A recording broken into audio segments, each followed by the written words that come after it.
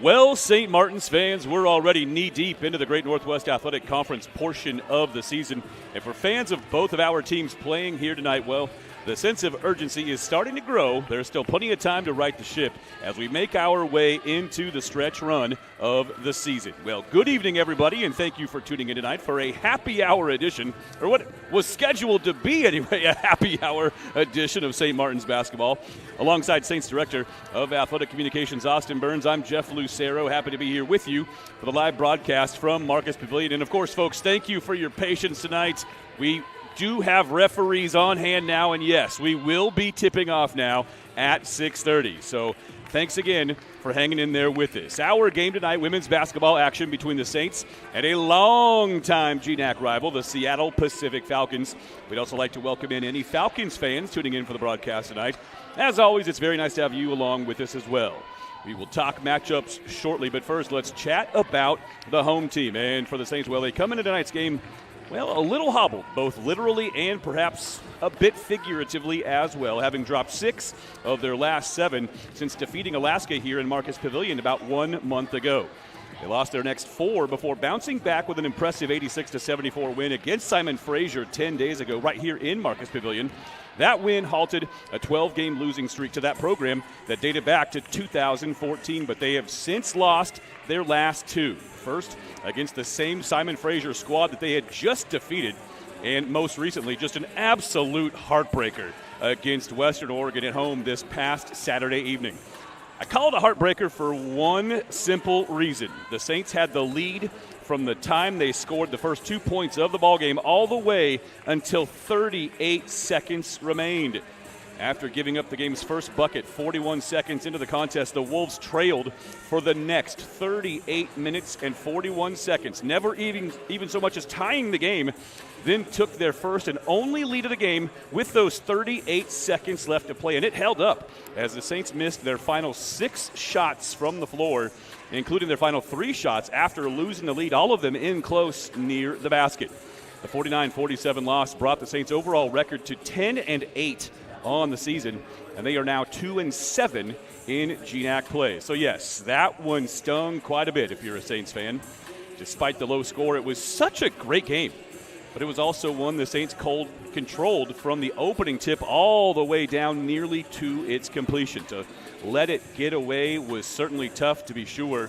It's the kind of thing that can take a while to get over, both mentally and emotionally. But I alluded to it a moment ago. The Saints are also dealing with some physical setbacks as well. They played without their second leading scorer on Saturday, as Ryan Clear was not cleared to play that night. This is on the heels of losing both Janelle Sutterlicht and Maren Budeman for the season to injuries as well. Let's now bring in Austin Burns to the broadcast. And, AB, you know the taste of a tough loss can linger for a while. Despite not having one of their go-to players, the Saints played plenty well enough to win against the Wolves on Saturday. Still, they know that they just plain let one slip away. They also prove that they can play well even in the absence of one of their best players, and it probably helps now that they don't have that typical 5-day break between the Saturday and Thursday GNAC games as they normally would, as this game is a makeup game rescheduled from January 13th. So they get to quickly erase the tape, dust themselves off, and get right back after it after a brief 3-day break. Yeah, Jeff, if I were a coach, I'd be happy we get right back on that court. Because, again, the Saints played great for 39 minutes and just couldn't come up with that W. And like you said, a heartbreaking fashion. And just to be able to get right back out here on this court. And, Jeff, when you look at the points rankings and all the new GNAC standings, Saints need a W here tonight if they want to try and start making their way up out of the play-in 4 at the bottom. And a win here against Seattle Pacific goes a long way in starting that climb. And for me, the Saints, they got all the pieces. We've been saying that all year. It's just, can they get them all going on the same night? That's what we're hoping to see here tonight. But they have a tall task, one of the best defensive teams in all of the GNAC in Seattle Pacific. That's what they do well. They're going to look to shut down Claire Dingus and try and take advantage of Ryan Clear, having missed the last few games, try and get right on her as well. Falcons without a star player. We'll Yep. get into that in the next segment. But for me and the Saints, they need a hot start, and I think you got to go straight to Claire Dingus, who's been on fire as of late. Claire Dingus and now Ryan Clear, who, yes, fans, is back dressed tonight. She is active, telling me before the game she intends and plans on playing in tonight's game. We'll take a quick break here on the pregame show as time winds closer to the opening tip of the Saints women's basketball GNAC matchup with the Falcons. When we come back from the break, we will preview said opponent for the Saints here tonight. Keep it here, folks. You're dialed in for the St. Martin's women's basketball pregame show on the Saints Digital Network.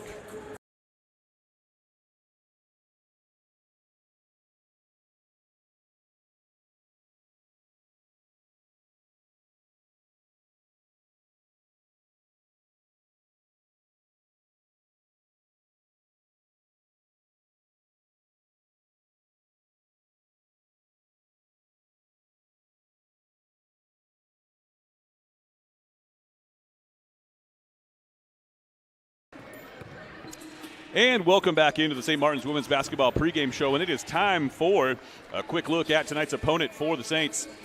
The Falcons entered tonight's game with an overall record of 8-12 with a league mark of 4-6. Since winning 3 of their first 4 GNAC games, they too have tailed off a bit, having dropped 5 of their last 6 ball games, including each of their last 4. The Falcons are a fairly deep team. 10 different players on this squad average at least 13 minutes per game. Now, of those, just 2 players average double figures in scoring, and just 2 players have started all 20 of their games. In fact, a whopping 12 different players have already started at least 1 game for head coach Mike Simonson. The 2 most reliable offensive players so far for this team are Ashley Alter and Natalie Hoff. However, they will be without their leading scorer, Ashley Alter, tonight. Despite making the trip down with her team, she will miss her 7th game in a row tonight. That is tough news for the Falcons, as her absence has coincided with this stretch in which they've lost 5 of their last 6 games. With Alter out of the lineup, look for the Falcons to lean heavily on Natalie Hoff. She averages about 11.5 points per game and a team-high 6.8 rebounds per game. Overall, the Falcons averaging only 59 points per game, but as Austin mentioned, this is a terrific defensive team. Their opponents averaging just 60 points per game. They average 39% from the floor, 29% from 3, and 69% at the foul line. So, Austin, this is a team that, just like the Saints, has been up and down this season, and also like the Saints, has been more down than up since the calendar flipped to 2022. And to top everything off, they will be without the services of their best player yet again tonight. So basically, what I'm trying to say is I have no clue what's going to happen here in Marcus Pavilion tonight. I know, as if I ever do.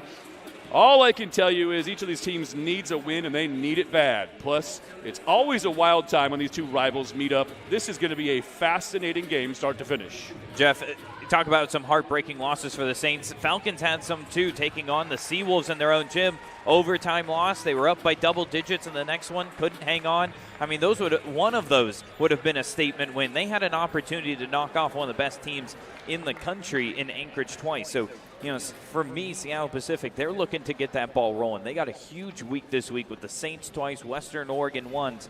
They got an opportunity to solidify themselves in that 6th spot.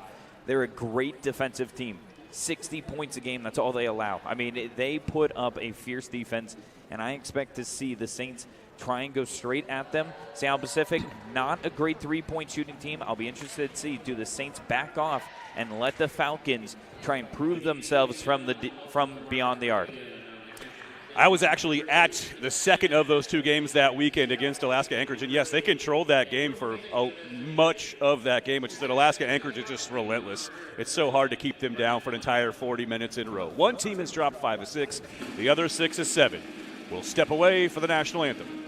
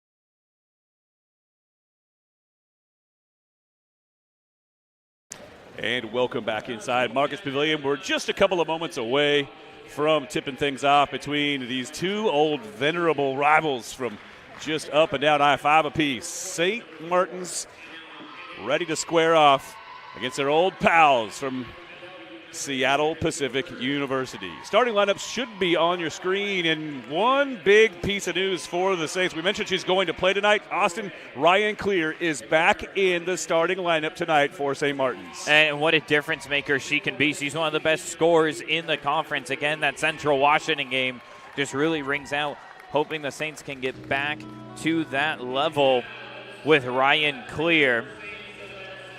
And for me, it's got to be a hot start. Western Oregon, Saints put 21 up in that first quarter and really rolling, but they have to be able to start and finish a game. We know the Saints have it. It's just getting all those pieces together. One thing I'm interested to see tonight, too, Austin, we saw 16 points and 9 rebounds in the first half for Claire Dinkus. Yeah. In the second half, just 2 more points and 3 more rebounds. She finished the night with fantastic numbers, 18 and 12. Nothing to sneeze at by any means, but I don't think it's a coincidence that her numbers tailed off in the second half and that the Saints' overall production tailed off in the second half. They need a full 40 strong minutes from Claire Dingus tonight. Yeah, Jeff, when you're on a little bit of a skid, you turn to your best player and you need to have them make plays. And that's what Claire Dingus can do. And that's when the Saints were they were on top of Western Oregon for 39 minutes, even with Claire not having a huge production in the second half. So for me, again, I think the defensive end is where the Saints are going to have to come up big, get some offensive board or some defensive boards, and go out quick in transition. And a side note here for the fans, we only have 2 officials here to start the game. The third is on the way, will be here. They're just going to roll in. So we'll start with just 2 officials, and then the third will be joining us. But we've already delayed an hour. No point in delaying another 30 minutes or so. What I'm hoping for, we do have the third official is now here. Okay, what I was hoping go. for was that the official would actually just come running into the gym and just run onto the floor without any idea what's actually happening in the middle of the game. That would have been fantastic. The ball is tipped. We're underway. The Saints control it, and they are moving right to left on your radio dial. Dita Donis finds Nelson up top. They work it down to the corner for Morris. Now it's Clear with a look. Had a shot, instead kicks to the corner. Dita Donis will raise for 3. Dinkus after the offensive rebound. It's wrestled away, rolls out of bounds, last touched by the Saints. So an empty trip for St. Martin's to get things started. Saints in their traditional home whites. Seattle Pacific in those burgundy road unis. By the way, don't adjust your dial. Anna Eddy for Seattle Pacific. She handles here along the baseline. She's wearing number 4 tonight. Normally, Anna Eddy is number 20 for Seattle Pacific. A little bit of a wardrobe malfunction of some kind somewhere. Anyway, Anna Eddy, number 4 for the Falcons tonight. Dita Donis spins toward the paint. Now kicks it back outside for Morris. Well, the Falcons already called my bluff. They were a 28% three-point shooting team. They go and knock one down immediately. If I'm the Saints, though, I make them hit a couple three-pointers before I start coming out and really guarding that outside, because they're a great interior team. Natalie Hoff makes a move. Spins it toward the basket. Little righty finger roll won't fall, and the Saints want to run. Ryan Clear gets in deep, now kicks outside. Dita Donis will try for 3 again, leaves it short, and it'll bound out of bounds. So the Saints, with 2 empty trips, make it 3 empty trips. Yeah, it's twice they've been able to get that ball down low to Clear. Kicks out to an open look for Dita Donis, just not able to connect right now. But Saints already using Clear. That's what she does. She can just play down low. She can play outside. She's one of their best three-point shooters as well. So she can do a lot of different things on the floor and is just a nightmare for defenses. Abril Rishak Rory gets to the paint and reverses one up and in. Rishak Rory does not shoot a lot for this team. When she does, that's a good sign for Seattle Pacific. I've seen her go entire games without attempting a shot, but like winding up on the night with 7, 8, 9 assists. Another empty trip for the Saints as Dita Donis can't get the runner to fall. Rishak Rory calls her own number again, but her shot too strong. But there to clean things up on the putback was Eddy. And the Saints in transition. Morris able to keep the pass in bounds. She'll back it out, and the Saints will run their stuff. Didadonis up top, looking inside for Nelson. Faces up on Hoff. Rolls to her right. And another turnover for the Saints.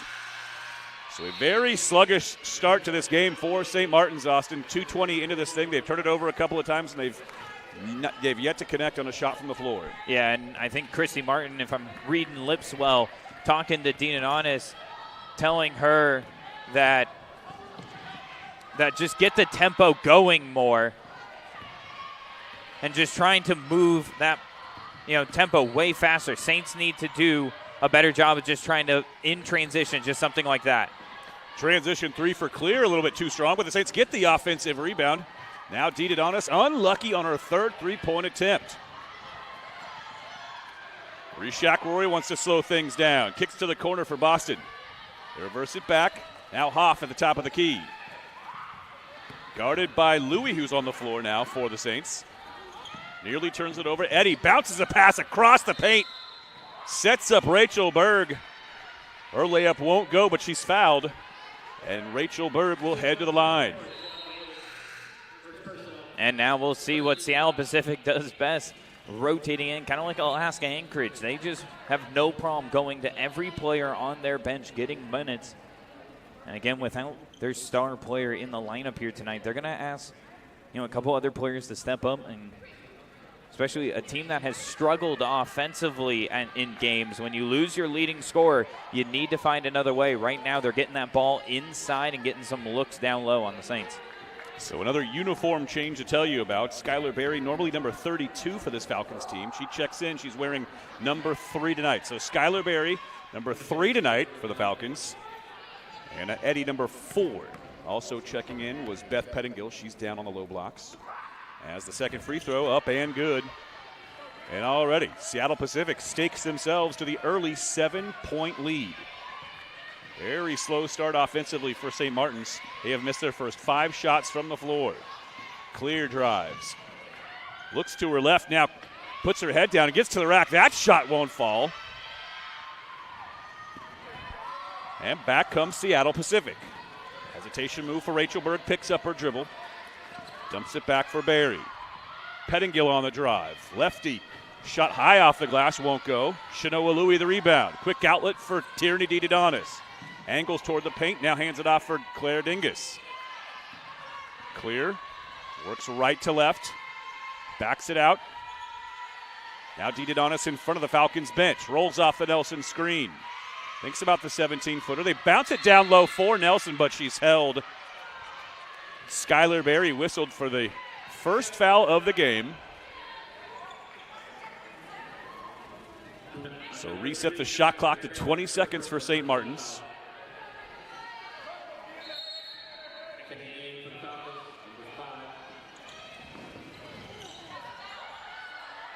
Clear. Gets it back off the inbound. Didadonis out near half court. High screen from Dingus. Look at Haley Marlowe battle through it. Nearly trucked Dingus. And another foul called on the Falcons. This one's going against Rachel Berg. So reset the shot clock once again to 20 seconds. And the Saints going with an all-forward or center look. No guards on the floor right now. Dingus steps back, squares up the 17-foot jumper, and the Saints are on the board. Took a while to get there, but the Saints finally in business at the offensive end. And it's Claire Dingus just finding a little bit of room, taking that shot. That's what the Saints need. If she gets any sort of space, that has to be a green light for her to go. Nearly forced a turnover, then wind up doing it. Claire Dingus steps in, picks off the pass. Eternity Reed steers it the other way for the Saints. Reed handling. Now Shanoa Louie. Crosses left to right. Gives it back to Eternity Reed. Good defense here from Seattle Pacific. 10 on the shot clock for Ryan Clear. Nelson drifts over, sets the screen. Steps inside the free throw line. 2 seconds on the shot clock. Clear's got to force up a shot. Just does get it off. Dingus to the floor for the offensive rebound. She's tied up, and it will bring us to a stoppage in play. Possession arrow favors Seattle Pacific, so it will be Falcons basketball out of bounds when we return. Early on, it's Seattle Pacific with a 5-point lead.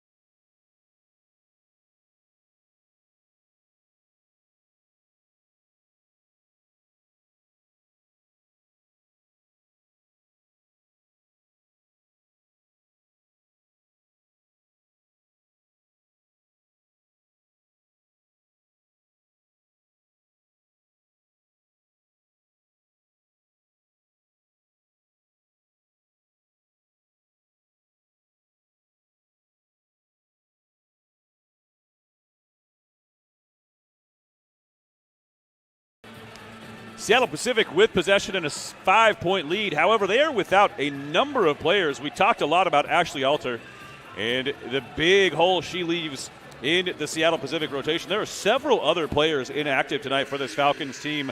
Also not dressed tonight, Maya Hoff, the younger sister of Natalie Hoff. I've seen her play, and she's really good. She's going to be a star for this Seattle Pacific program. Also not dressed tonight, Hunter Beeren and Caleb Brundage, two players that are basically regular parts of the SPU rotation when they are healthy. Also not able to play tonight, Adrian Poling, Kelsey Hudson, and Lolo Weatherspoon. So there's nearly as many players in their sweatpants over there, their sweatsuits on that SPU bench as there are players dressed and ready to play. More pressure in backcourt. Rishak Rory had trouble connecting with somebody, but they are able to break pressure and get it across the timeline. Now Pettingill. On the drive, it's Haley Marlowe. Had a wide open lane, but could not connect on the layup. Ball bounds into the St. Martin's bench. Last touched by the Falcons. So the Saints defense stiffens there. And Jeff, I want to point out the score reverts down to 6-2. They went back on film and ruled that three-pointer for SBU was actually a two-pointer. So that is where that number change came from. That was the bucket that opened the scoring for this game. Nelson with a strong offensive rebound off the clear miss. A little drop step around the defender. Another offensive rebound on her own putback.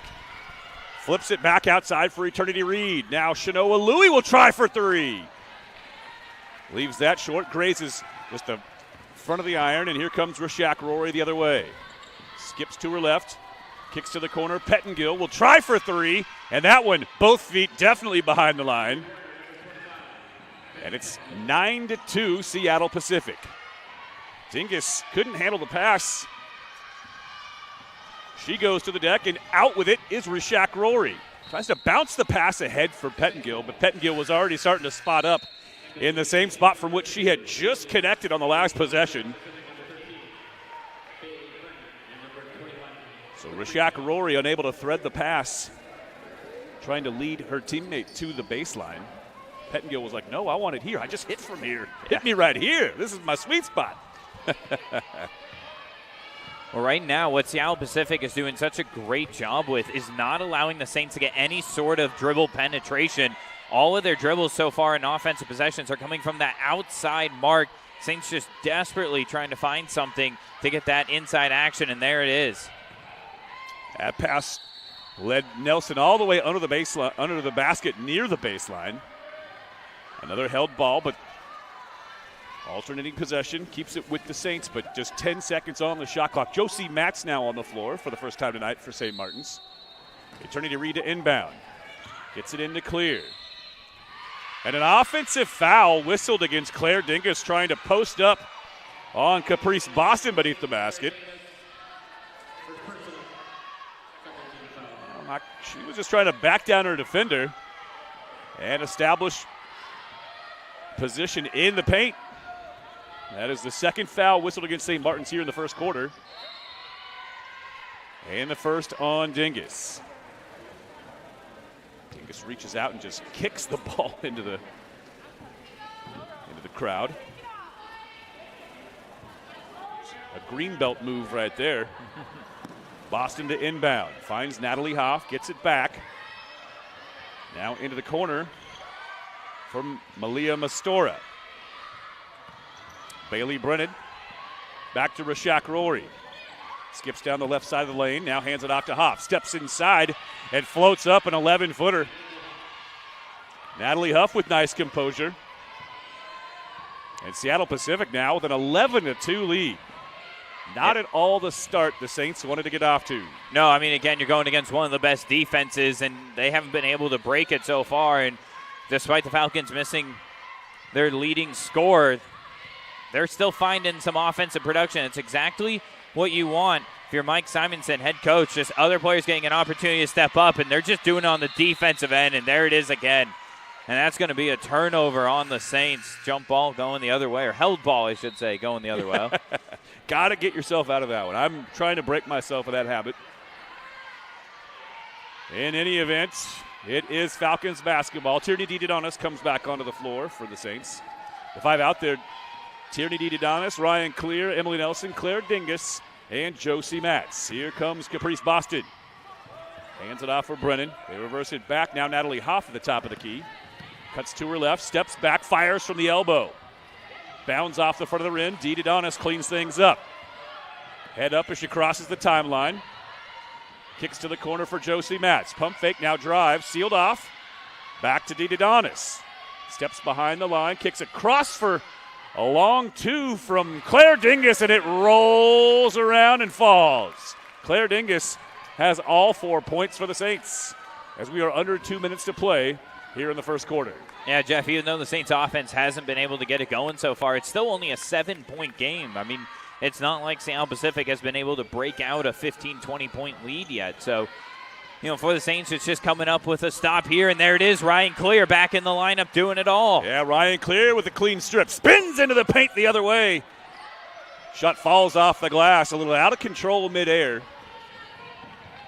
Streaking down the court was Caprice Boston, tries to save it in bounds, but directly into the hands of Claire Dingus.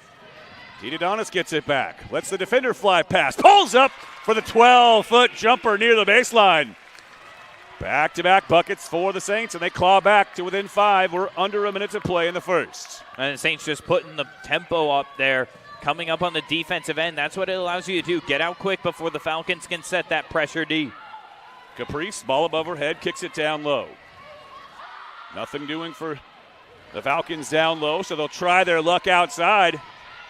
The Brennan three won't fall. Nelson the rebound, and back come the Saints. Trying to build some momentum in the waning moments of the first quarter, but they turn it over. No, they don't. Boston called for the foul. She was able to knock the pass away with one hand, but had her arm sort of wrapped around the waist of Dingus with the other.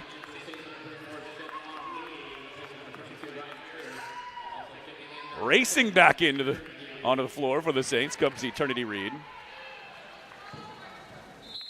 Louis back out there as well for the Saints. And another foul whistled very quickly against Caprice Boston. So 2 fouls in the span of about half a second for Caprice Boston. Very quiet first quarter for her. She's barely touched the ball at the offensive end. Yeah, she's a good athlete. She really is. Good player for the Falcons, and for her to pick up 2 quick fouls like that, that's a tough break right at the end of the quarter. She'll see the bench for a couple minutes unless the Saints start to make a run. But here with 10 seconds left on the clock, got to get the ball right in the hands of Dingus. High post right now. She gets it from DeDonis. 3 on the shot clock. Finds the cutter. It's Louis. Her shot too strong. She's after her putback. And she's fouled from behind, and she will head to the line as that's the 5th foul of the quarter on the Falcons. So Saints in the double bonus for the final 8 seconds of the quarter, anyway. And Louie, the beneficiary of that foul from behind by Beth Pettingill, and she'll head to the line. And that's one right there that you got to finish on that basket and reward Dingus. Nice pass inside, get her the assist, but nice cut too by Louie. Saints drew up that play really well. Louie unable to connect on either free throw, but here's Eternity Reed with the offensive rebound. Now Josie Matz handles. Off to Eternity Reed. She'll try for 3 as the quarter comes to a close. That one careens up and over the other side of the rim, and it will bring us to the end of the first quarter. A low-scoring quarter. The Falcons lead it 11-6.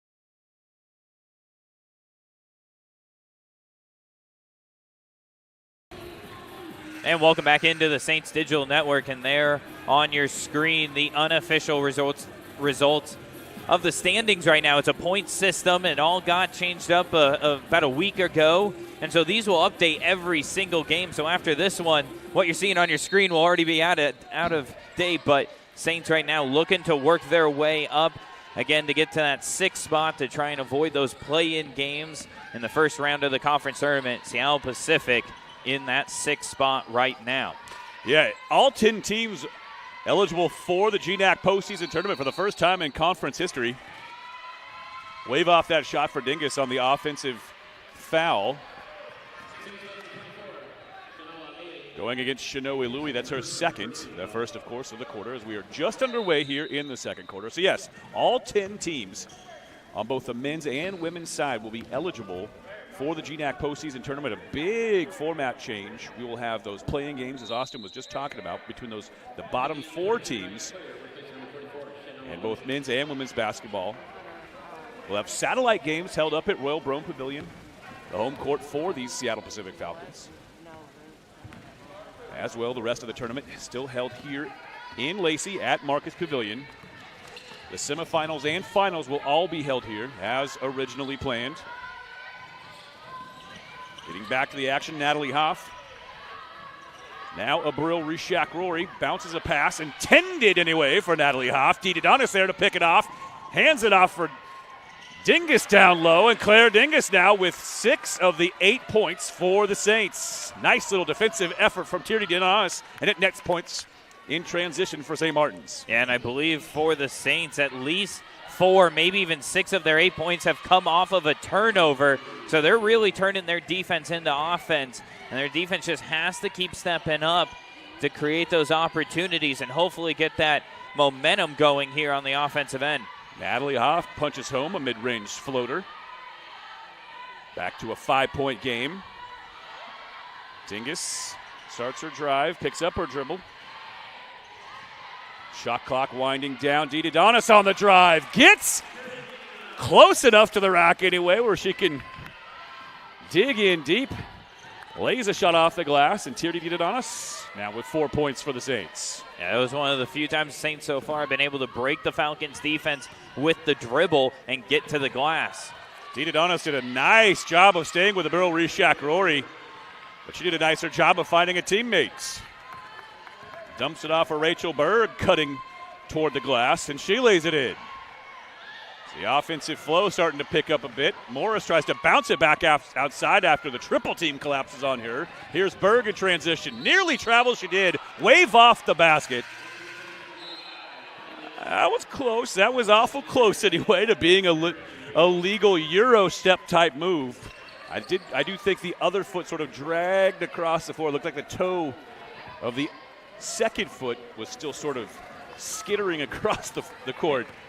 I'll tell you what, the turnover. I don't want to be an official making that call. That was a tough one right there.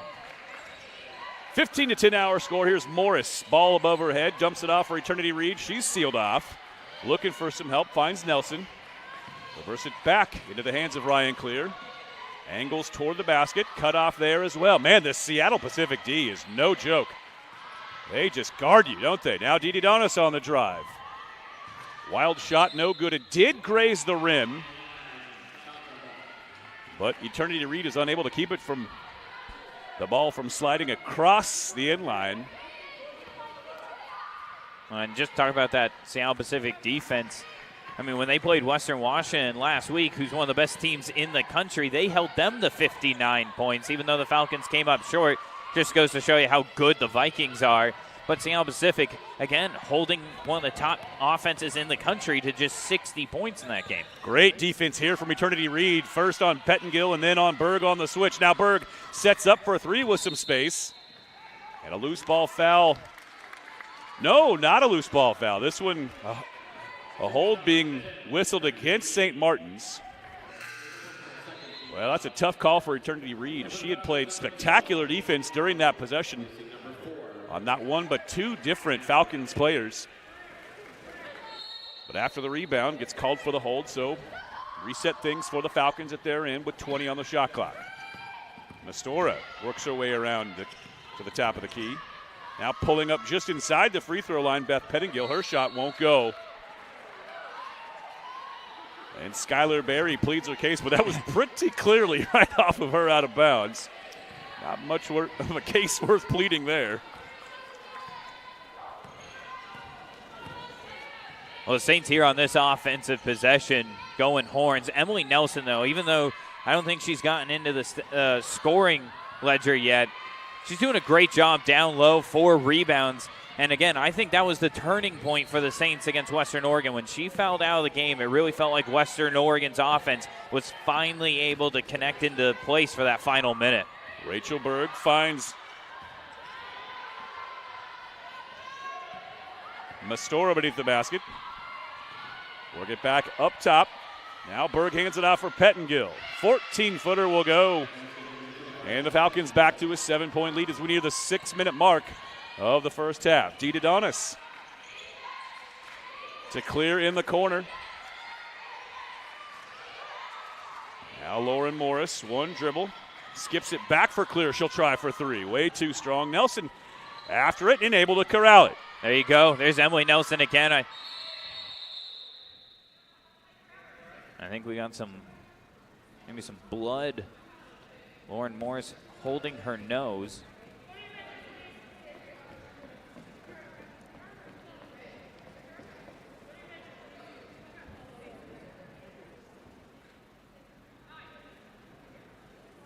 Well, we're going to go ahead and step away here on the St. Martin's Digital Network, and we will be back after this short break.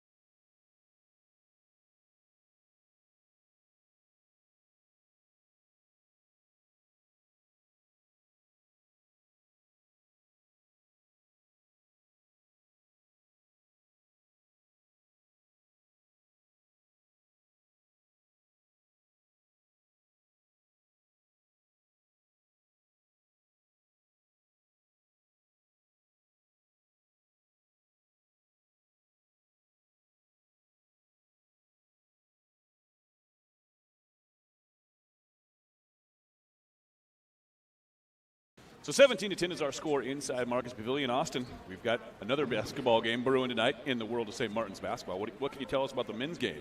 Yeah, over there in Nampa, taking on Northwest Nazarene, 36-31. Northwest Nazarene with the lead. For the Saints, Schumacher with 9 points. Him and Kyle Greeley both have 9 to lead the way. And then Christian Hafner with 8. And those three have combined for 26 of the 31 points for the Saints. So right now, St. Martin's shooting 52% from the floor, 54% from beyond the arc. Usually that's good enough to get it done, on the road. But Northwest Nazarene is a very difficult place, and the Saints have 12 turnovers. So their offense has been efficient if you take away the turnovers. Northwest Nazarene shooting only 35% from the floor and 38% from beyond the arc, but with a 5-point lead. So the Saints looking to rebound after that stunner Montana State Billings had on them on Thursday night of last week. Saints looking to get back into the win column tonight.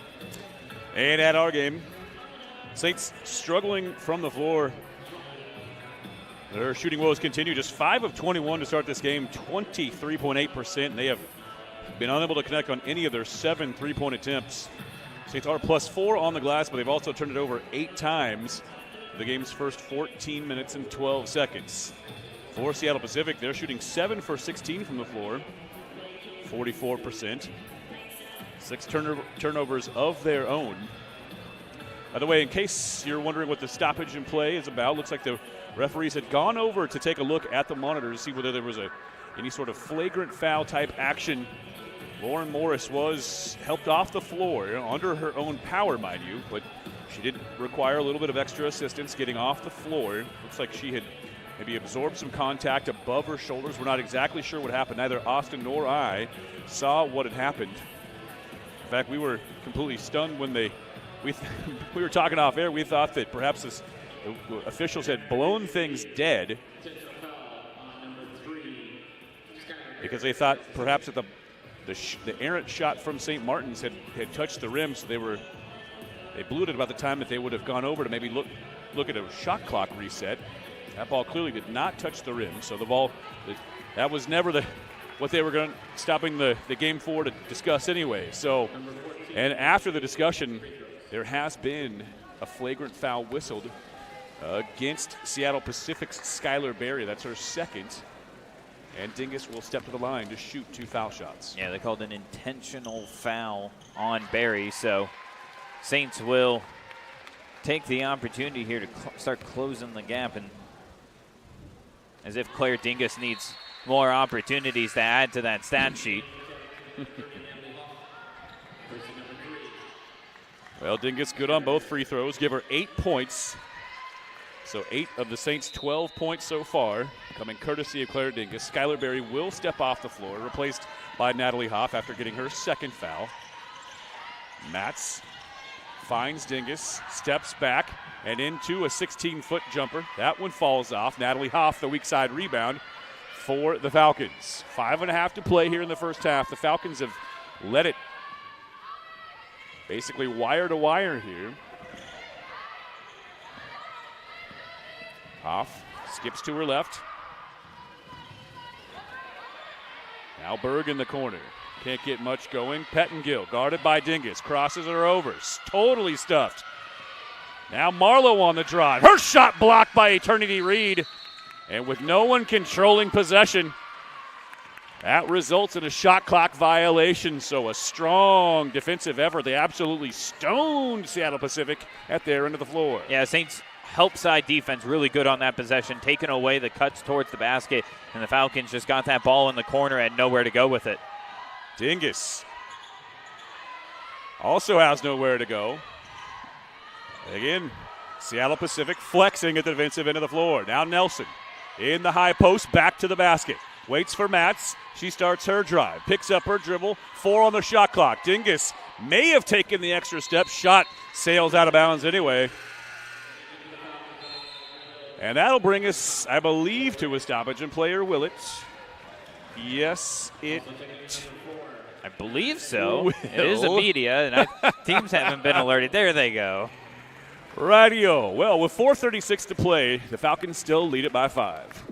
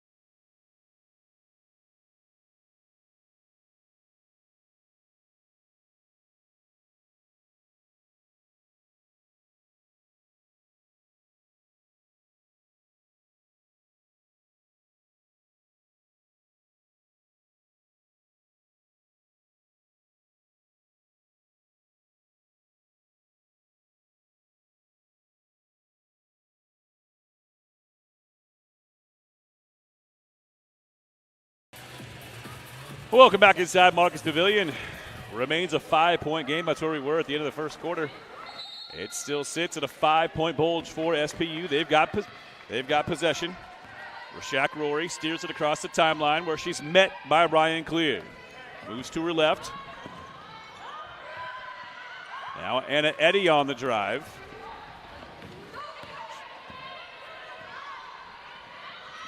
Josie Matz. And it's almost one of those right there where you'd like to see just in transition, no one around you, just pull up for the quick shot. This South Pacific's defense has been tough to break, and there it is again coming up with a stop on the inside pass. Saints just can't get that pass to connect here right now. Great defensive play from Natalie Hoff as she steps around Nelson. Nelson thought she had her completely sealed off. Hoff had other designs. Now Pettengill finds Hoff. Tries to work all the way around Emily Nelson, but is called for the offensive foul, moving in for the putback. So that's a loose ball foul called on the Falcons.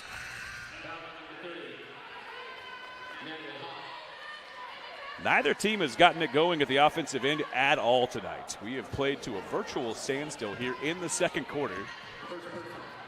6 points for the Saints in the first frame, just 6 more here, but with 3:40 to play in the second quarter. DeDonis going to try to take it baseline to baseline. Had an open shot beneath the basket, but that one Karam was off. And Rashak Rory now. Anna Eddy. She's been quiet tonight. Pettengill nearly travels. Eddy gets it back. They look for Hoff down low. Now Eddy drives. Uses the rim for protection. Gets around the defender and lays it in.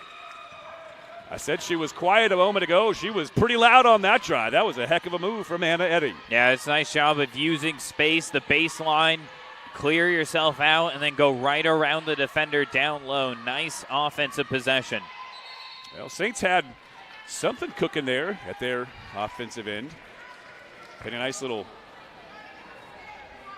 kind of 3-man game over at their end. Ball kicked by the Falcons. And kicked again. What is this, soccer? Watching a little Olympics, seeing that. Tough pass there from DeDonis. Never really had much of a chance to connect with Shanoa Louie. Another steal for Natalie Hoff. She handles here, guarded by Louie. Drifts to her right, now cuts into the paint. From 2 steps inside the lane, Natalie Hoff pulls up for the off-balance jumper, and it will fall. Natalie Hoff really showing off her skill set here in this second quarter, and it's back to a 9-point game. Here's Dingus down low. She's smothered beneath the basket. Saints working around on the perimeter. DeDonis will try for 3 and bury it. Tierney DeDonis with a much-needed outside shot for the Saints, and it brings them back within 6. Best passing set for the Saints. They just move that ball around the arc, and it started though with Dingus getting the ball down low and forcing the Falcons to collapse. Pettengill on the drive, kicks back outside. It's Anna Eddy. She can shoot from outside. She had 5 threes in that game against Alaska Anchorage, that second of 2 games against the Seawolves a couple of weeks back. You got to find her when she's setting up, spotting up out on the perimeter. Clear mishandles for a moment, able to recover. Now back outside for Didadonis. Bounces a pass down low for Louie. Starts her drive along the baseline. Kicks to Dingus in the corner. Her 3 won't go, and Natalie Hoff tracks it down. Well, every time the Saints seem to be starting to get some momentum on their side, a big-time shot, the Falcons have been able to answer, just coming up on the other end as well. This is a great game starting to brew here in Lacey. Mike Simonson calls out a play for his Falcon squad. It's Rashak Rory off the high screen. Turns it over down low. Here's Eternity Reed. Bounces it ahead to Dingus. Skips into the paint. Off balance layup will go. Oh, my goodness. Claire Dingus. Just pure determination on that drive. Well, that's what you want to see in transition. Just keep going forward. Don't stop. Put the pressure on the Falcons. Dingus flies out at the shooter Pettengill. May have bothered it just enough. Gets the rebound ahead to Didadonis now. Slides to her left. Now accelerates into the paint and lays it up and in. Now, I think that's a good timeout right there for the Saints. You need to come up with a defensive stop here. That's a new trend in basketball we've seen in the last about 4 or 5 years. The momentum timeout. The momentum timeout. But now I expect the Saints to set up a pressure defense here and maybe even a full court press, that diamond defense, and let Claire Dingus kind of hawk right in the middle of the floor. Well, Austin, one of the things I like about what the Saints have done here in the closing moments of the first half as well, they got out in transition, and they were rewarded for it. Back-to-back transition buckets for the Saints has brought them right back into this thing. They trail now back to that 5-point margin. Yeah, this is where Seattle Pacific, though, has been able to come up at least throughout the first half and come away with a basket right when they need it. And they need one right here to just kind of reset the tone. Saints right now with the momentum. But you see that diamond defense and Dingus right there at the front. You called it, Austin. Good stuff. The seer of seers. The prognosticator of prognosticators. Seattle Pacific had some trouble getting it across the timeline. Now it's Natalie Hoff. She skips into the paint. Oh, a late whistle. There might have been some contact there. Louie certainly did reach in. It's almost as though the referee was waiting to see whether the shot went down before calling the foul. That whistle coming well after that shot was off the rim for Natalie Hoff. It's the 3rd foul on Louie. 3rd on the Saints here in the quarter. And it will send Natalie Hoff to the free throw line. And Louie playing real well, too, over the last few games and has been able to give Emily Nelson kind of a breather and do a lot of that down-low work. So picking up that 3rd foul, you're going to see that in the second half. I think the Falcons are going to try and go down low quick then. But here, 23 seconds left for the Saints. You need to come away with a basket. They have the momentum on their side, or they had it. I think a basket here, cut that lead back down to at least 5. There's that horn set again. Matz comes out to get it from Dingus. Plenty of time here for Didadonis. Gets into the paint, kicks it to Dingus. And Claire Dingus from 14 feet. Feathers in a mid-range jump shot, and that will bring us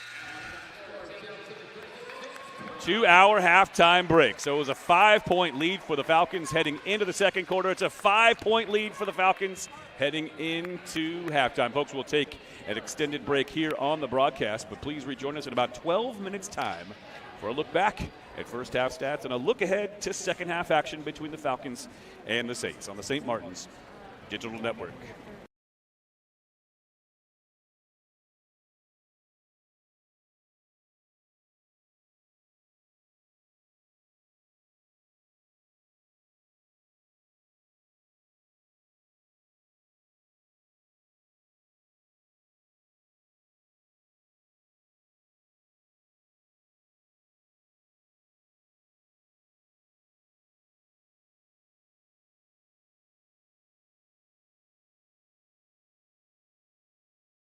This is the white team.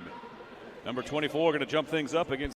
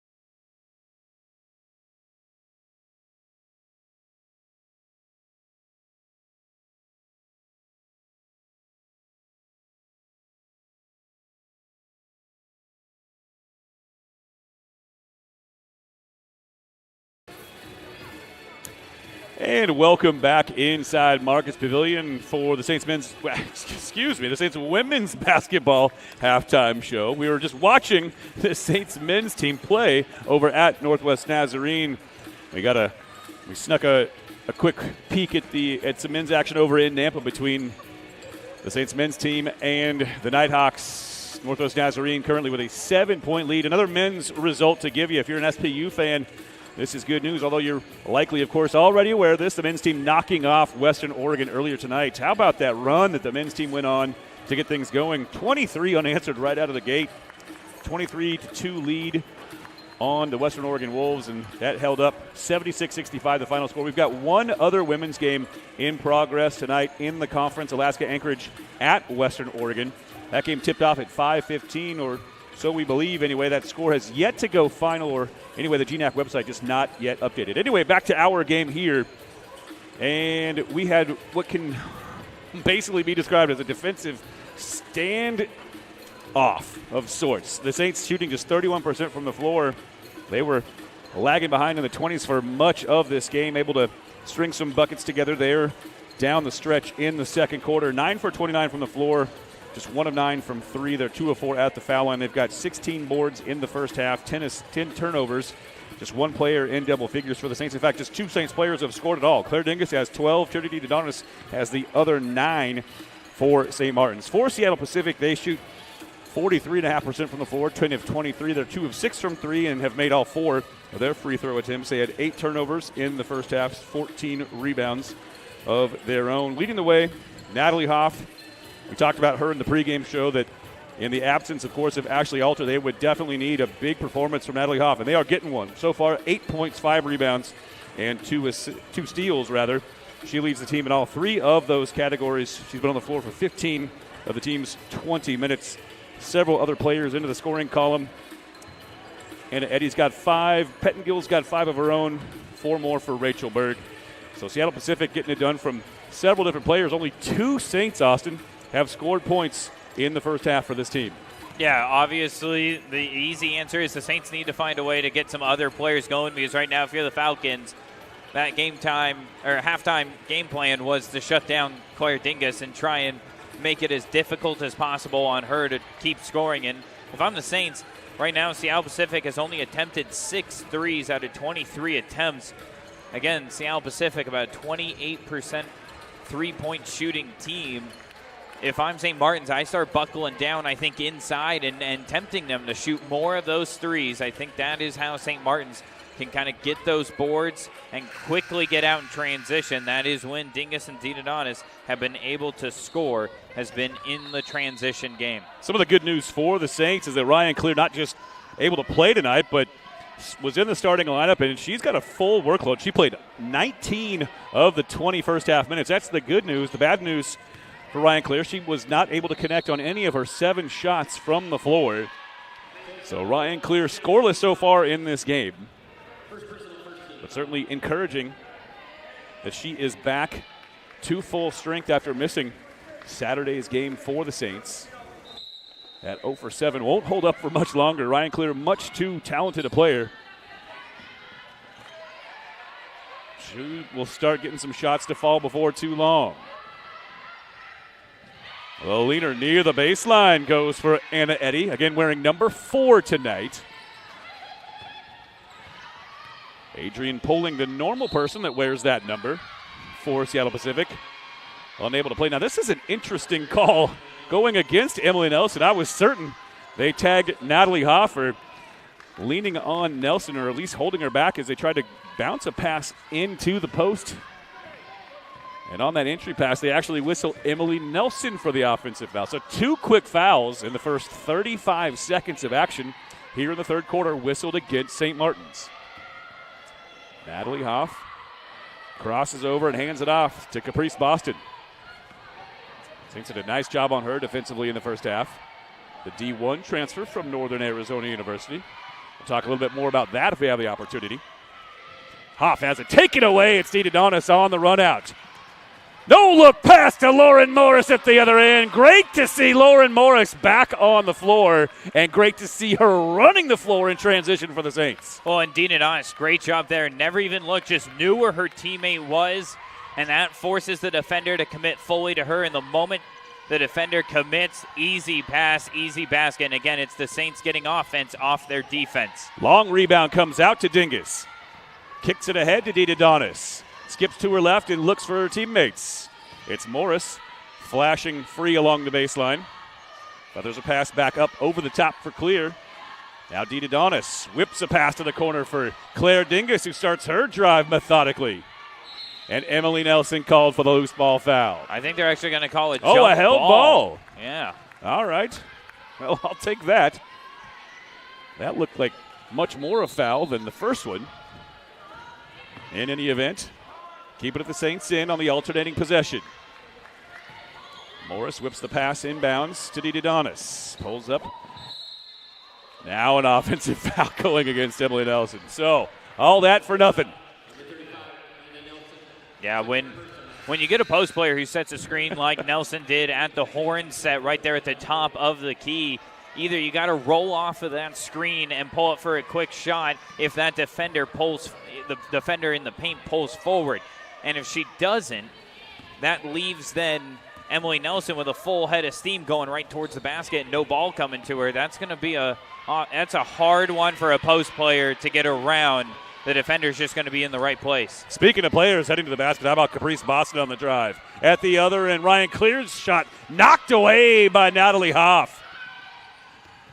Looked like Clear had an easy lane to the basket, but Hoff closing quickly from the weak side, and at the other end, Abril Rishak Rory just sort of lulls the St. Martin's defense to sleep, then steps on the gas, gets all the way to the rack, and lays it in. And it's a 9-point lead for Seattle Pacific, and Christy Martin needs a timeout. So 7:32 to play here in the third. It's back to a 9-point game.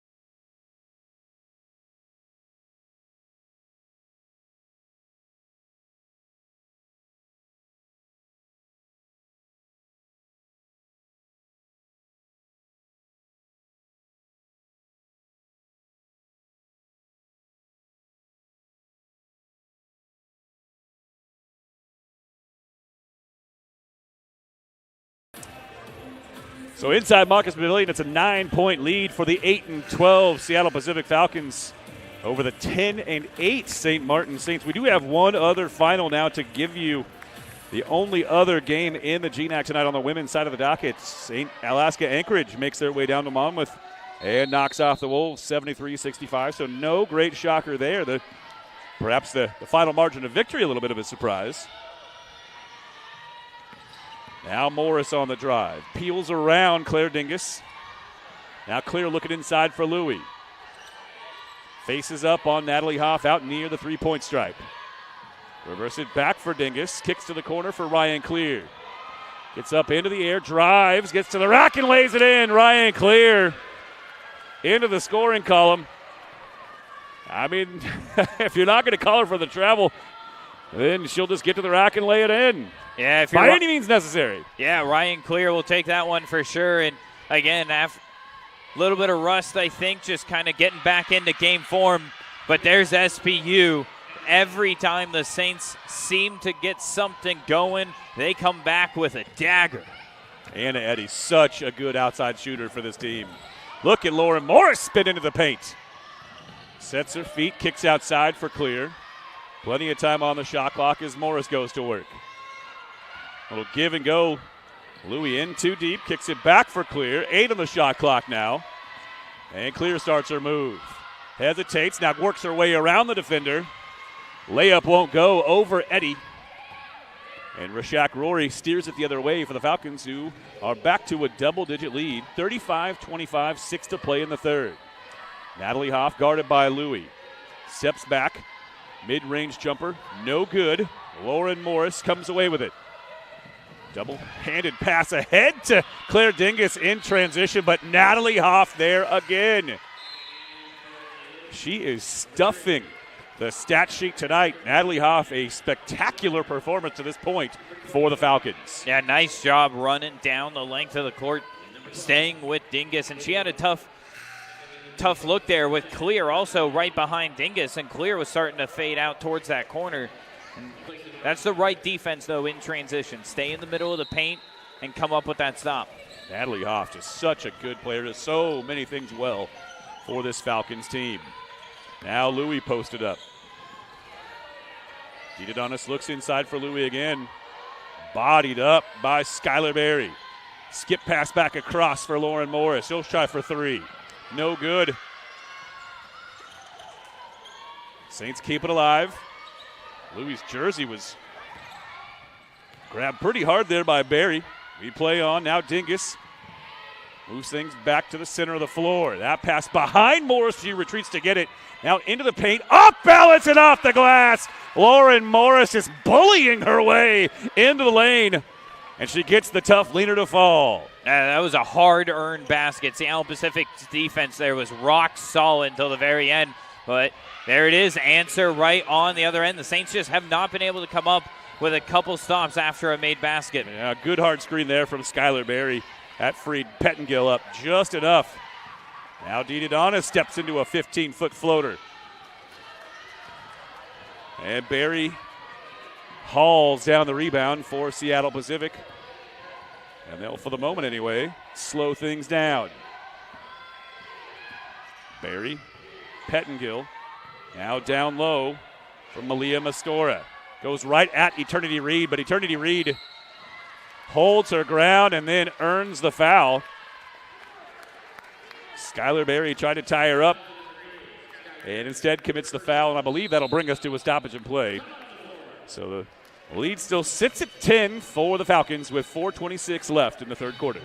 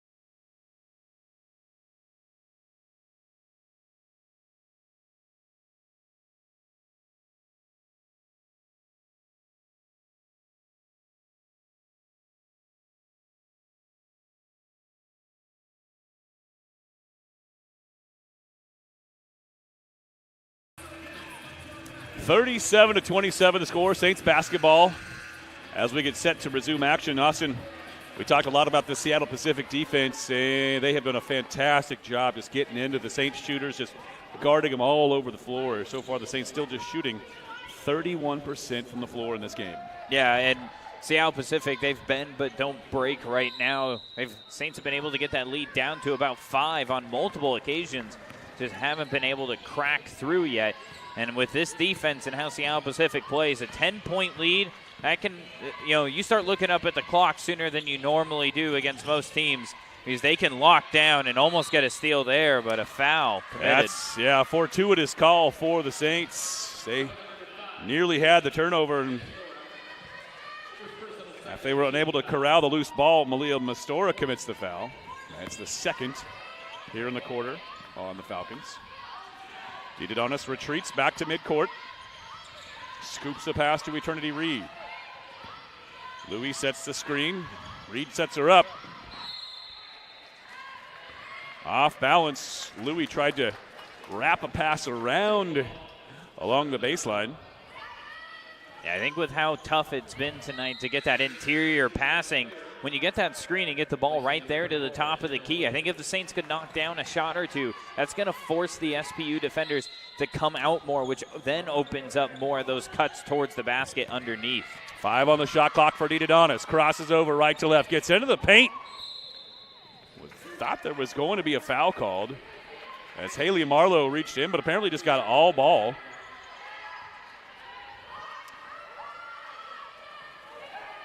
Saints a little out of sorts. They started to look like they were going the other way for a moment. Now with 2 seconds on the shot clock, Reed gets the inbound. Gets it to Matz. Has to get a shot off. Does, but it misses everything, and it's a shot clock violation.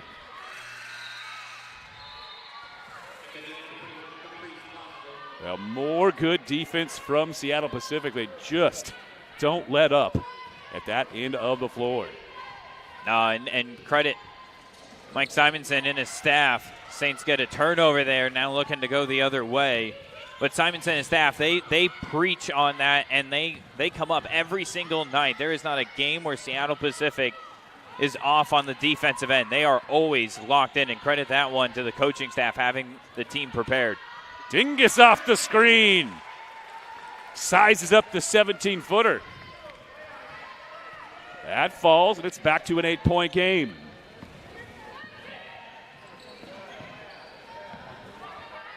Seems like most of this game has been played in this 5 to 10 point deficit range for the Saints. Hoff with the offensive rebound. Shot won't go. Reed after it. Winds up with clear.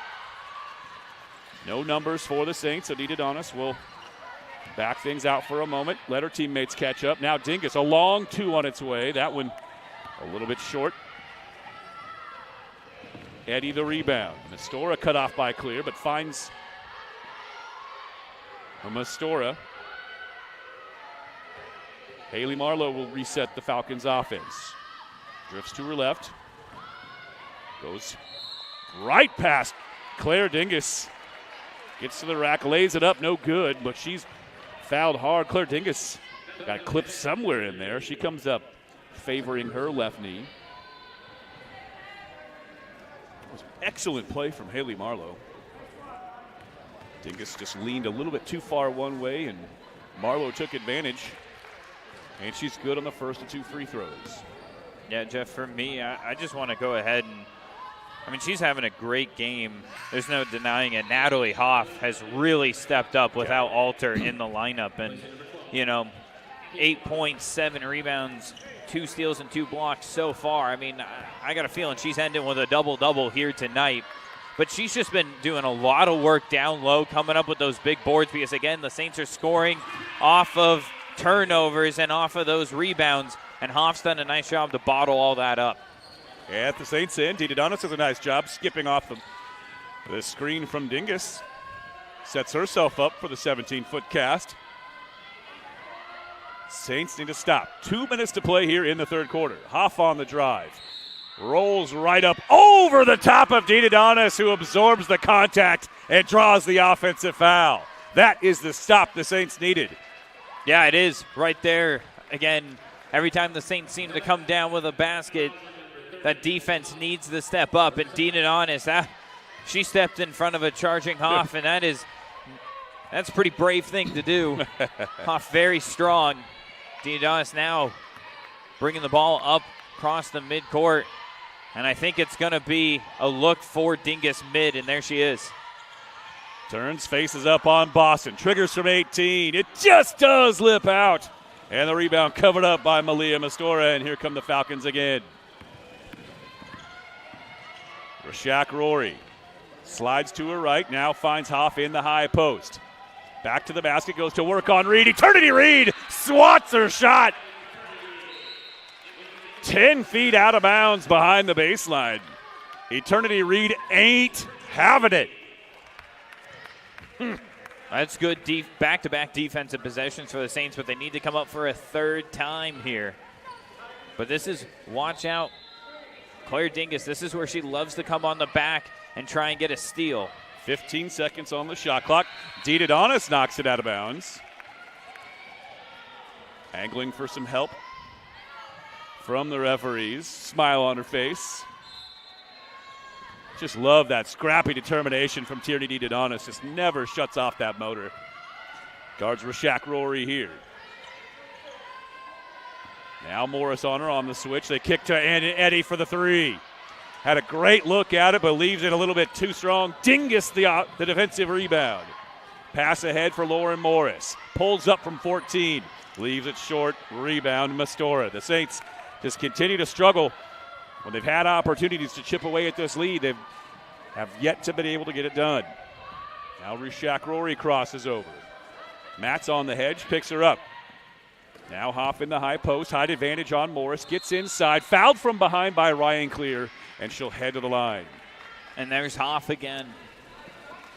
Just non-stop. You talk about a non-stop motor for DeDonis.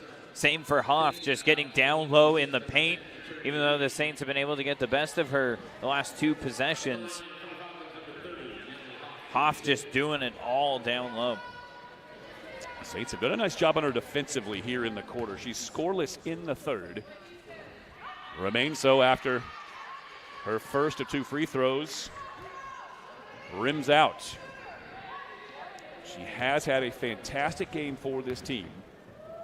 Second free throw is good.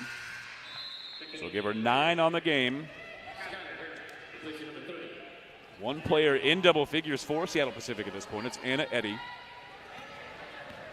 6 of those coming from beyond the arc. Saints can go 2 for 1 if they want to right here, Austin. You know I love my 2 for 1s. I think they should. And there's Ryan Clear just driving straight to the rack. And now at 33.8, I think this is where you slow it back down, set up the shot that you want. I mean, you can go quick if you get the shot you want. Reed finds Clear, starts her drive, blocked again.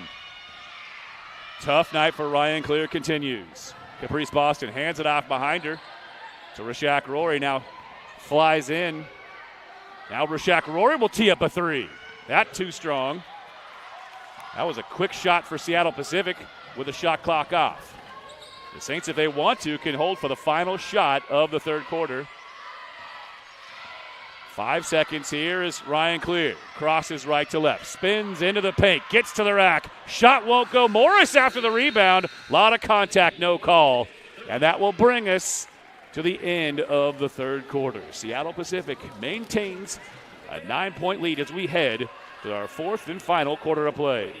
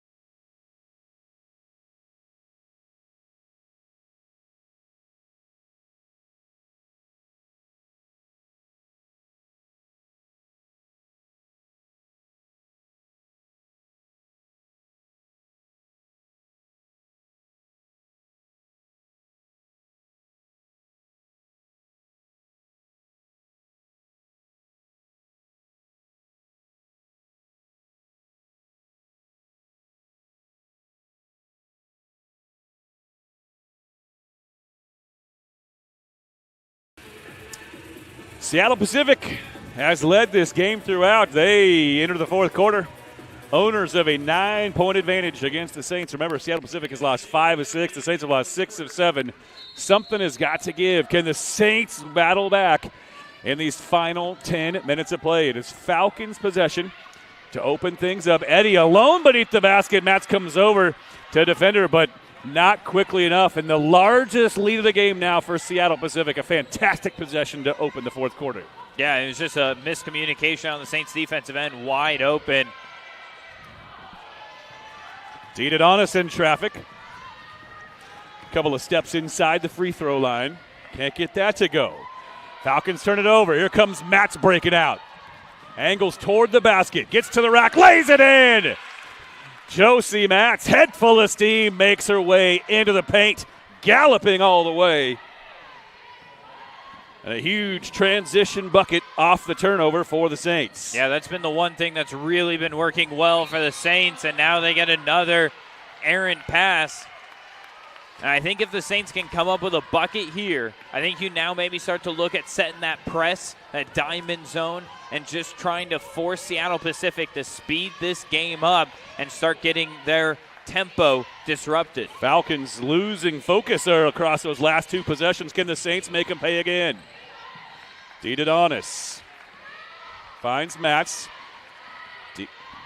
Dingus clears out for her. Matz makes her way to the basket. Couple of Falcons converge on her. One of them called for the foul, and Josie Matz will head to the line. So we don't see Josie Matz dial up her own number all that often. But for the second time here in the early stages of the fourth quarter, Josie Matz aggressive at the offensive end.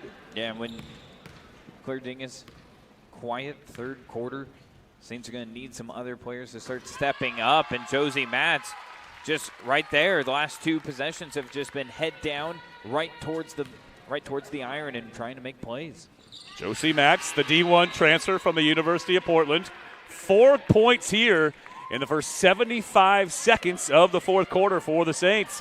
And it draws them back within 7. Seattle Pacific a little lackadaisical at the offensive end. They've turned it over on their last two possessions. Need to button it up here. Rashak Rory skips to her left. Now wants to reverse it back for Eddie. Dingus steps out to get her. Going with that 1-3-1 zone are the Saints with Dingus up at the top. 3 on its way from Pettengill. That no good. Clear, a strong rebound. Able to get the pass ahead to DeDonis, and out she comes. Into the paint. Leaves it beneath the basket for Matz. Reverses it up. Double clutch won't go. But Josie Matz heading right back to the free throw line again. Well, what a job by Matz. Goes out to the outside, stretch that D, and then when she sees DeDonis cut into the paint, she cuts on the backside towards the basket. And when the Falcons collapse inside on DeDonis, nice dish down low. And again, Matz just putting her head down and driving. Looked awful good on those 2 free throw attempts the last go round. First of these two up and whistles straight through.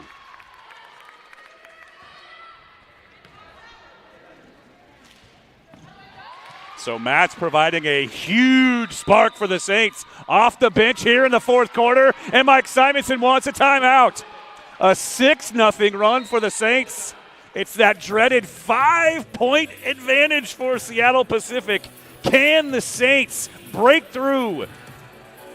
We'll find out on the other side of this break.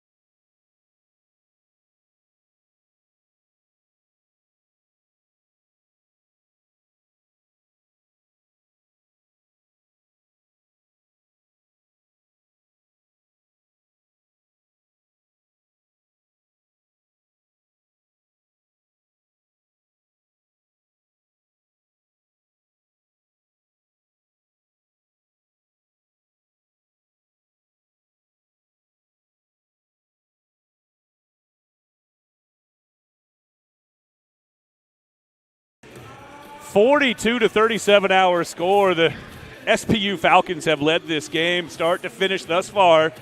Start to this point, I should say. Saints have brought it back within 5 several times, but have really struggled to get any closer than that. But they have actually, no, I checked that. Seattle Pacific has possession here. But how about the performance of Josie Matz? This is a performance, Austin, we've been waiting to see from Josie Matz. She's been very quiet offensively in this game, but already 6 points in 1 minute and 45 seconds. She has brought the Saints back into this game. Well, it's not easy to do to stay mentally in the game, when you kind of coming in and out off the bench, not getting your shots, but she's checked in, ready to go in the final 10. That's given the Saints the spark they needed. Rachel Burke's 3 misses everything. Shot clock at 7. Down low for Pettengill. Goes to work on Dingus. Her shot won't go. Matz rips down the board. Falls to her the floor, but able to get the pass to Adonis. Ahead to Clear near the baseline. Back outside for Eternity Reed. And now Matz with a jab step. Steps back and flips it to Dingus. Strolls toward this baseline. Back for Clear. 10 on the shot clock. Full try for 3. And Ryan Clear buries it. 2-point game. 9-0 run for the Saints. Seattle Pacific had their largest lead at 11.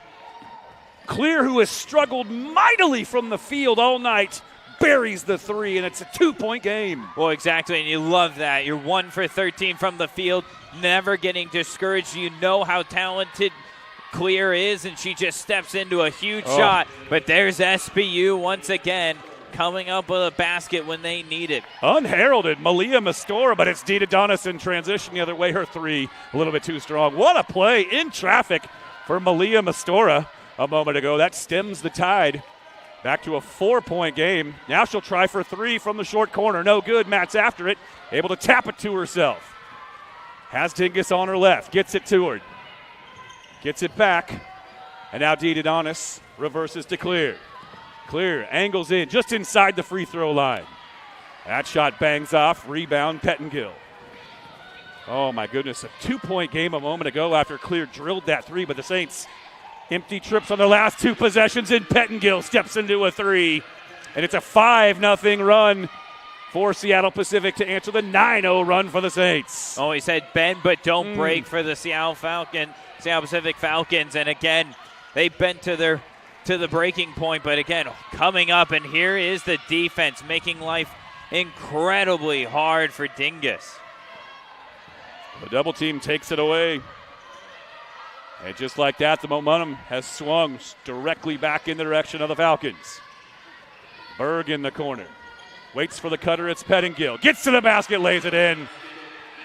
Oh, my goodness. Blink your eyes, fans, and you'll miss something. It's already back to a 9-point advantage for the Falcons. They have answered the bell. Dingus now faces up on Pettengill. Skips it over Clear for Dita Donis. Now Dita Donis backs down the defender. Good defense from Anna Eddy. And another empty trip for the Saints. Yeah, it's that interior defense. Again, every time they're allowing the Saints to get into that paint and then swarming, and then SMU has nowhere to go with that ball other than either go up with it into the arms of the Falcons. Natalie Hoff shot. She had a height advantage over Dita Donis. She wants that one back, I guarantee it. That absolutely should have gone down if you're Natalie Hoff. Now Matz, off the deflection. Dingus for 3. Just a little bit too short.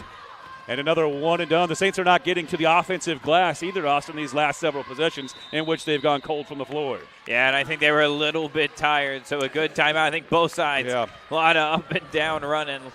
And that's a timeout there to just try and get some fresh legs on the floor. Yeah, both teams are sort of heaving their way back up and down the floor. You can tell they're tired. The Saints spent a lot of energy getting right back into this game. Seattle Pacific used a lot of their energy to take the lead right back. We'll be right back.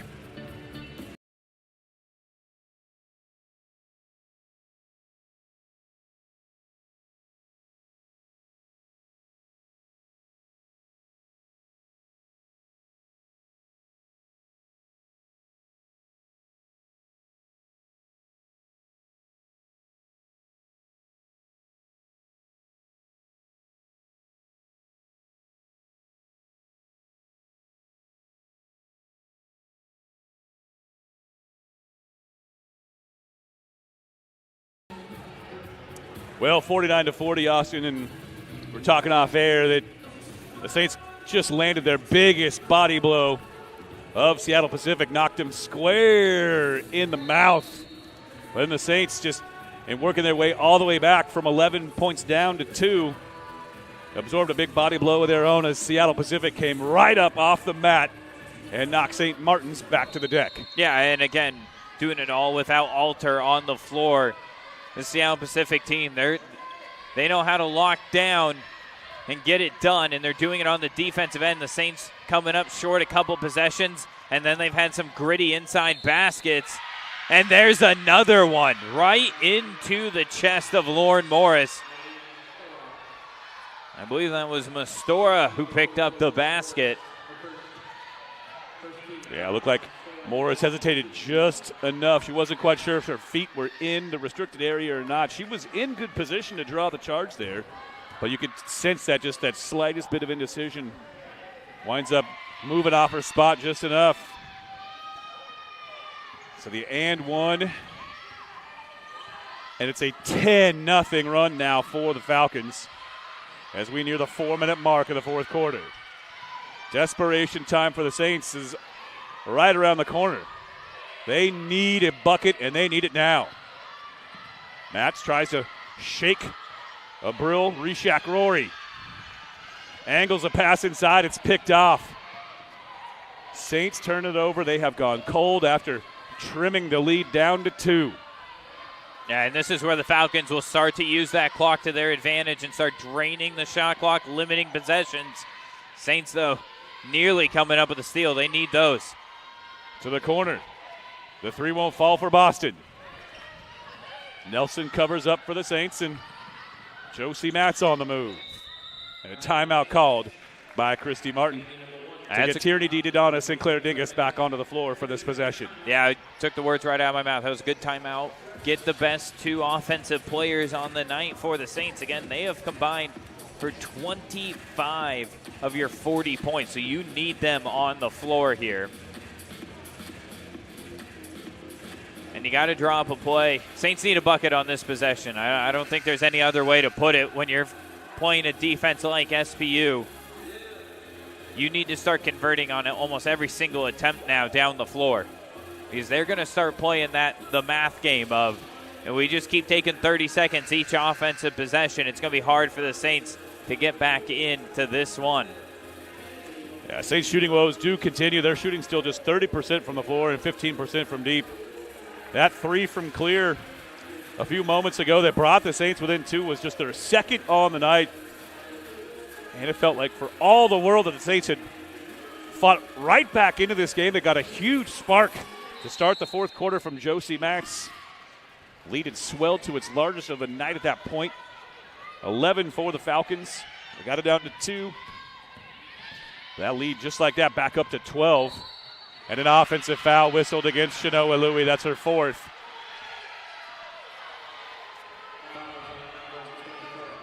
Shanoa Louie pleads her case, but it's no use. Yeah, I think just left a little early. That was a close one there, though.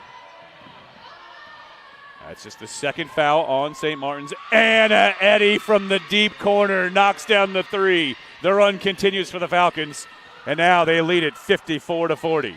Make it 55-40 as the scoreboard updates. That 3 from clear won't go. Dingus cannot corral the rebound. A near turnover in backcourt for the Falcons. Now Reshak Rory alone beneath the basket. Leaves it for Boston. And this one starting to get a little out of hand. 57-40 with 2:40 to play. Yeah, that was great inside cut. Unselfish basketball.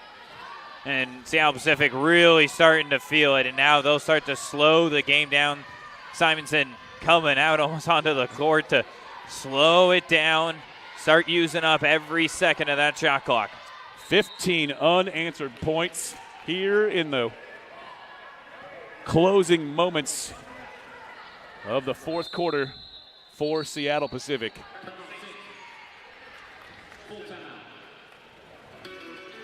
So a 17-point game with 2:22 to play. Come right back for the final 2.5 minutes or so of basketball action between the Saints and the Falcons.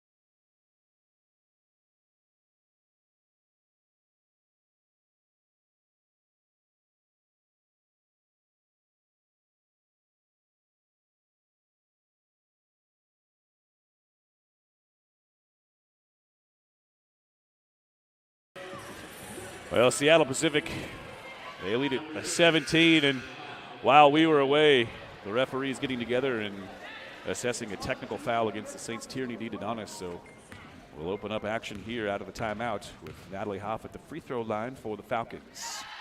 The first of 2 free throws is good. The run continues.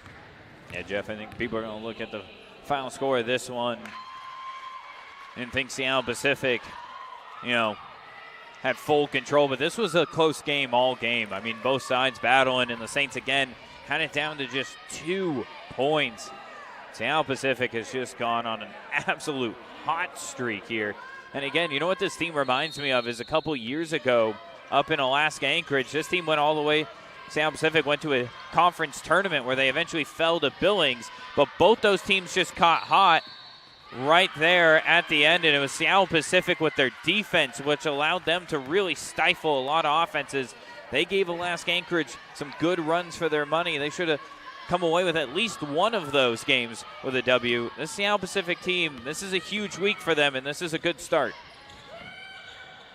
Saints force a turnover at the offensive end. Lauren Morris gets into the body of a Falcons defender. She'll head to the line. But again, this is a 17-0 run for Seattle Pacific to just break the will of the Saints here across the last 3 or 4 minutes of this ball game. Saints trailed 42-31, went on a 9-0 run in the first, call it 3 minutes of the fourth quarter. But they have, until those 2 free throws from Lauren Morris, had not scored since. Nearly 10 empty trips in a row. Saints pick up pressure here in backcourt.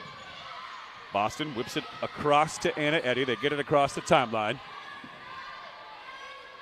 Got to run out at Anna Eddy. Rashak Rory hands it back to Natalie Hoff. Bluffs at a shot. Now hands it to Caprice Boston. Hoff down low. Fouled, I believe, by Shanoa Louie, although they could also whistle it. It is Louie. That's her 5th, so she is DQ'd. Her 5th and final foul sends her to the bench for the rest of the night. And Nelson back to the floor for the Saints. Emma Reed will get some playing time here down the stretch as well, as she checks in for Claire Dingus. So minute 41 to play. SPU comfortably ahead. And again, looking at the big picture of this one, Seattle Pacific currently sitting 6th in the rankings in the point system, and with Western Oregon dropping, who was 8th in the rankings.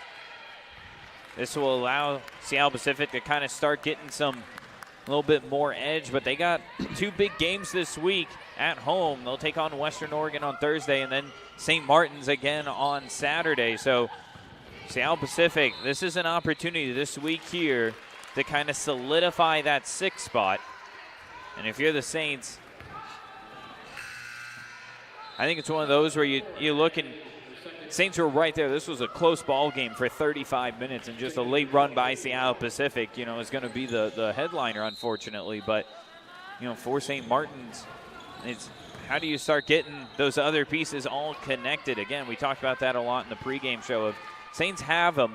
They have the pieces. There's no doubt denying that. It's just they haven't been able to get 3 or 4 going on a single night. Tonight it was Dean Adonis and Dingus to start. Matz had a flash there at the start of the fourth quarter, but unable to get just 3 or 4 players all clicking at once. Well, for a moment ago, I think Caprice Boston thought her night was done. She came off the floor. Now she checks back into the game. Caprice Boston, an interesting short story. She's a D1 transfer for this program. She started her college career playing at Northern Arizona University. Interesting thing there, she played for head coach Lori Payne, who had just moved down the road had just moved to Northern Arizona from just down up the road. I'll get this right at some point. Lori Payne was the former head coach of the University of Puget Sound, just up the road from here, about 20 miles north of here, up in Tacoma. Got the head coaching job at Northern Arizona, and in her first season had Caprice Boston there. in her lineup, but I had a chance to visit with Caprice Boston before the game, and she just told me that she loved Lori Payne, thinks she's a great coach, but was just homesick. She just wanted to come back and play closer to home. She's an Everett native, wanted to come back and finish her collegiate basketball career closer to her family. She told me, I've never been homesick before, but I got down there and I just wanted to be closer to home. So yeah, and it helps when you got a historic program like Seattle Pacific close to home. Absolutely. Makes it easy to come back on home and walk into a program that's used to winning. And she's very athletic, and I think with this defense that Seattle Pacific has, and when they get Ashley Alter back into the lineup, man, this is a team that I would hate to be, that one seed squaring off against them in the semifinals or something. I mean, that's a dangerous squad. Yeah, I just had the thought that they're 8-12 on the season. Can you believe it? That this is an 8-12. This has to be the best 8-12 team, maybe in all of Division II basketball. It's shocking to me that their season hasn't produced more wins than 8 out of 20 so far this year. I've seen them play a handful of times up at home at Royal Brom, and they have plenty of talent. It's not a question of that, just a question of getting everyone healthy at the same time. They've dropped 5 of their last 6, sure, but you know what? They dropped all those 5 of those 6 games, all without Ashley Alter in their lineup. It is not a coincidence that they've played without their best player and have struggled so mightily. Once she comes back, this is going to be a preposterously dangerous team to reckon with in that GNAC postseason tournament. Yeah, and when you look at the opponents they played, it's Western Washington, it's Alaska Anchorage, it's some of the toughest teams in the country, not just the conference, in the country. So they went through a brutal stretch of their schedule without one of their best players. This is a team, again, this is a huge week for them. If they can get 2 or 3 wins even, it's really going to start setting them up well for that conference tournament. And again, the bottom 4 teams have to play in a play-in round. That means to win the conference tournament, you got to win 4 games in a row, 4 days, 4 games. Getting that play-in bye is a huge deal. Yeah, if Seattle Pacific can get all the way healthy, too, by which I mean also get Kayla Brundage back and Hunter Beerin back. Oh, my goodness. What a rotation they've got. So many other reserves have stepped up and played very, very nicely tonight. This is a deep, talented, versatile team, and they just guard you and guard you and guard you. It's just incredible. Yes, they do struggle to score themselves. Just 59 points per game coming in. But again, giving up just 60 points per game. And right now holding the Saints in the low 40s. And the Saints are no slouches at the offensive end. This is a pretty good offensive team. We've seen them get on some wild runs. This is a team that's very capable of scoring at 75 to 85 points on any given night. Yeah, when the Saints were clicking with that nationally ranked team at the beginning of the year, that's what they were doing consistently, was just putting up big-time numbers. And so, for the Saints, you got a road trip coming up, 2 games on the road after this one.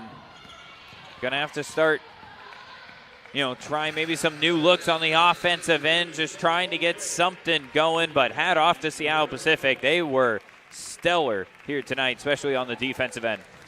A 21-3 run for Seattle Pacific to end the game.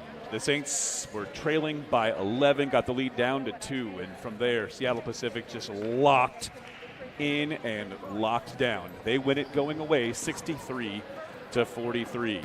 As Austin mentioned, the final margin of victory not at all indicative of the way the first 35 minutes of this game played out, but boy, Seattle Pacific just stepped on the gas and clamped down at the defensive end across the game's final 5 minutes. We'll step away for just a moment, but please, fans, stick around with us. The St. Martin's Women's Basketball post-game show with head coach Christy Martin is coming up in just a few moments.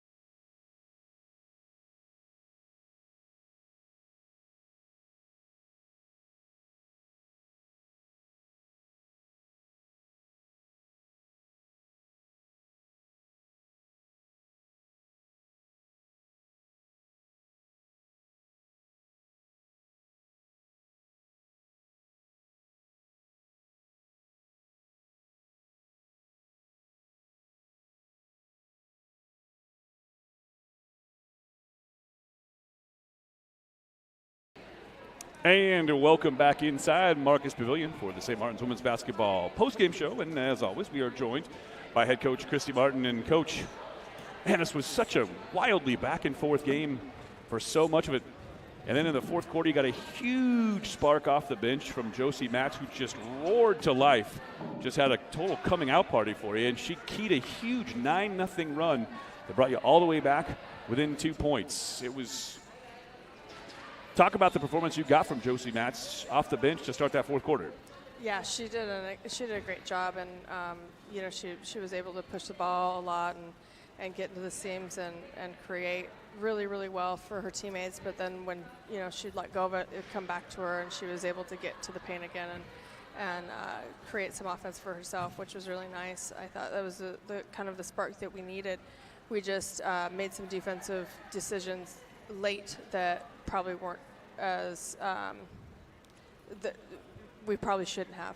So they were able to kind of run away with it.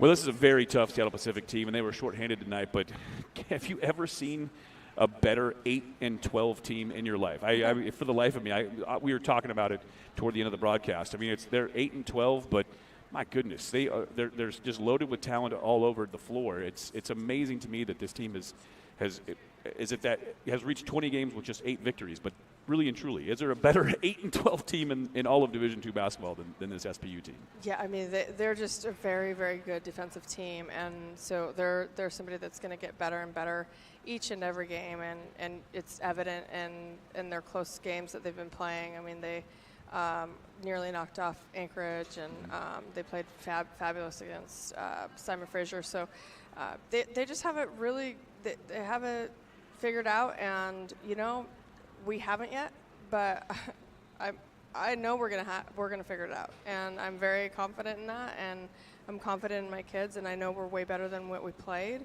and I'm better than what I coached today, and we're just gonna improve.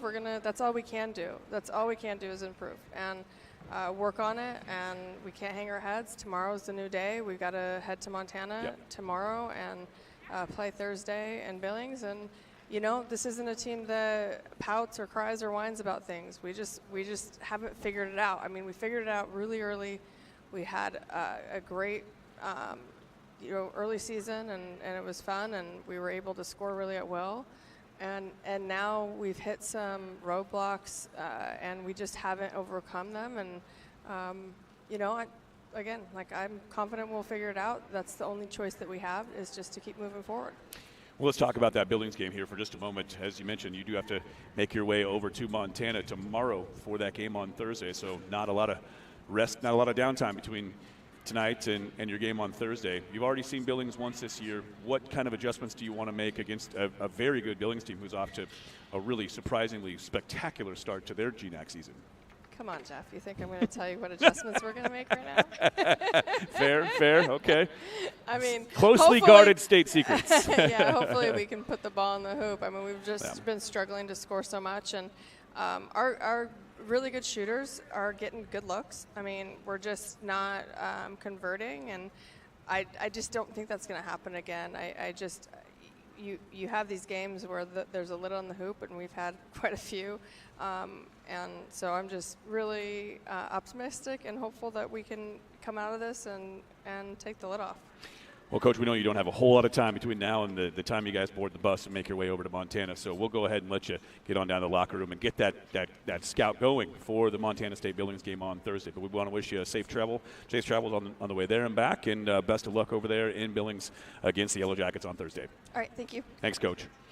That is St. Martin's women's basketball head coach Christy Martin stopping by to hang out and share a few post-game thoughts with us. As always, very nice of her to share some of her post-game thoughts, and that's basically going to wrap things up for us here on our end. We're off for a little while. The Saints don't have a broadcast here until, I believe, next Thursday. So 9 days out before we're back on the airwaves. Is that a doubleheader? It is a doubleheader. Holy smokes. We've got 2 games coming at you. So 5:15 and 7:30 next week. Saints women's and men's teams will be back home inside Marcus Pavilion, both of them on the road Thursday and Saturday of this week. And that's going to do it for us tonight. Once again, the final score, Seattle Pacific 63, St. Martin's 43 here tonight in Marcus Pavilion. We will see you in 9 days' time for more St. Martin's basketball action. Pre-game show for that women's game will start at about 5 p.m.